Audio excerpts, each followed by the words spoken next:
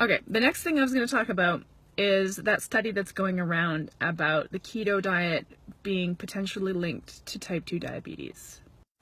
And the article that everybody's sharing has that sensationalistic headline, keto diet may be linked to type 2 diabetes, and it has a picture of these beautiful, well-marbled steaks and some sprigs of rosemary and some granular salt.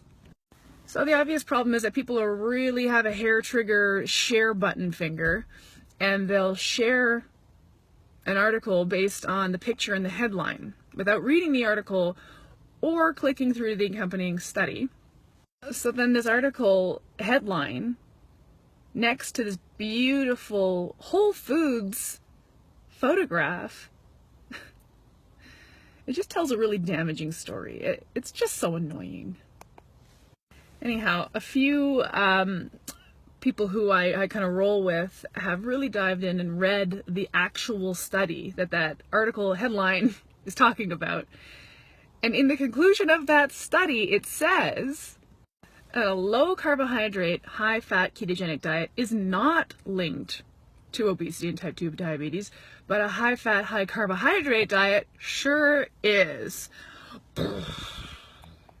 So the question becomes, well then how on earth did that headline even come into existence that people are sharing? If the study itself says that a low carbohydrate paradigm does not contribute to type 2 diabetes, then why is the article talking about a ketogenic diet and type 2 diabetes? And that just goes back to misinformed clickbait journalists who are identifying a ketogenic diet as a high-fat diet, because the high-fat, high-carbohydrate diet does contribute to type 2 diabetes, as we already know. But never mind, this is one of my personal big beefs with keto being a thing right now, where people believe that a ketogenic diet is a high-fat diet. No, a ketogenic diet is a low-carbohydrate diet that incites the body to start creating and using ketones in the absence of glucose. So can you see why I am annoyed?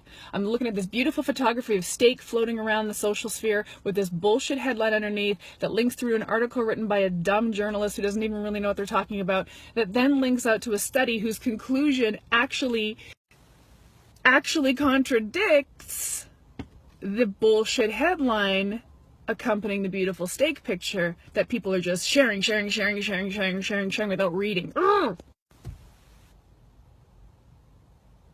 Like, how can you look at a picture of a beautiful steak and really believe that a steak would ever do you harm?